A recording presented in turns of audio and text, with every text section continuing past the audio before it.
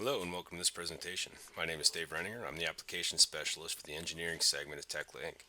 This is the sixth video in our series showcasing Tekla structures for the engineering market. In our last video, we showed how to create an analysis model from the Tekla model. Now this video, what we're going to be showing is how to model in some secondary framing such as grading, stairs, and handrail. Alright, so I'm going to begin with the grading. So I'm just going to come over here as I might start with my plan at elevation 10 feet view. So what I'm going to do now is just model in the extents of the grading. So simply just come up here. All I need to do is just pick the points here. Where is the grading going to be located on my platform? So again, I can easily model around this opening where my tank is on my reference model. You can see how easy it's going to go through there and add my grading on this platform. Alright, so now to make this look more like grading, what I can easily do now is just come through and add what's called a surface treatment along this plate as well. So now we can see here, real nice and easy to see, looks like get the true grading appearance in the model. So now I'm going to come through and add some cutouts for the grading around these columns. And a nice tool we have for that is just a nice component called Create Hole Around a Part. So all I have to do here is just simply select the part that I want to cut and then pick the part to cut around, and it's going to add a clearance distance which I can customize and define as well. So easy enough to just come through here, just pick the grading and then my columns. You can see here as I go through, it's going to cut the grading as well as that surface treatment each time. So real easy to come through here, just pick the parts that I want.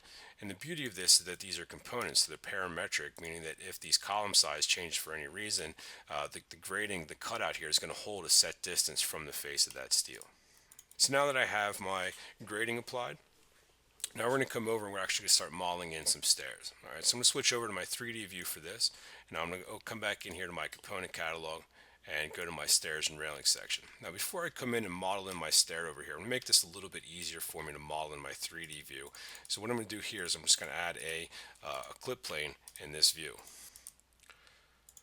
Alright, so simply just click the plane where I want to cut, and I can drag this as well in the model so I can easily just reduce how much is visible here in my 3D view. And then again, we're just going to create another one on this column line over here. So again, just like this way, I'm not trying to rotate and look through the entire model as I'm modeling in my components. So now to model in my stair, I'll come back here to my component catalog, find the stair tool that I want here. Now I'm just going to pick here, locate some points here in my model dictating the bottom and top of this stair run. So again, I can track over here, and you can see how easy it is just to track, add some dimensions, middle mouse click, and there we have the stair. So these components will automatically put in the stringers, the grading treads, and the bolt patterns in here as well. Alright, so let's finish off these details down here at the bottom of these stringers. So now we're going to do, basically all we have to do for these is just pick the stringer and then pick the nosing of the bottom tread. And it's going to go through and add the closure plates and angles at the bottom as well. So repeat that same process here for the right side.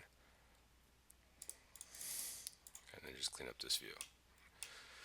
So now we're going to go through, let's add some rails going up this stair. So again, we can come down here in our tools. We have a nice component here that's going to do all these parts for us at one time. Basically, again, just picking the extents here of the run, picking the parts that the rail is going to frame to, middle mouse click, and there it's going to go through and put all the posts and handrails in for us as well. So again, do the same thing here on the left side and go through and connect it. So one last thing we'll do through here is we'll actually connect the stair to these steel framing as well. So what's nice about this, we can just come up here to some of our preset steel connections. As you can see, a lot of different options, whether we have clip angles or shear plates. We have a lot of these connections already included out of the box. And we're going to cover this in more detail in a later video in our series.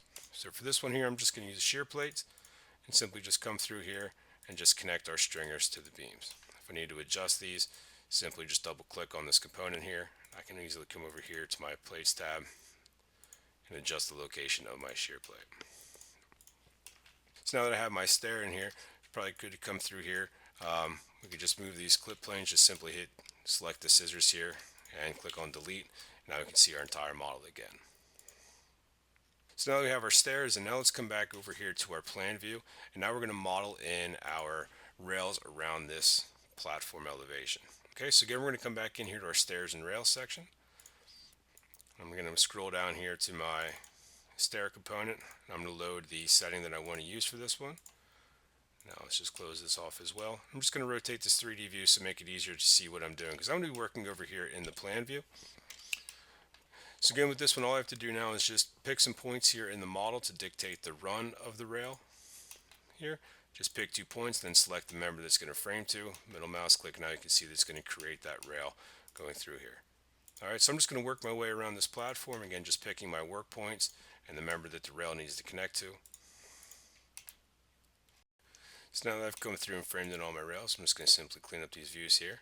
Now if I rotate my plane elevation 10 feet, it might give us a little bit of a cleaner view to see how easy it is to go through and model in the rails around our platform.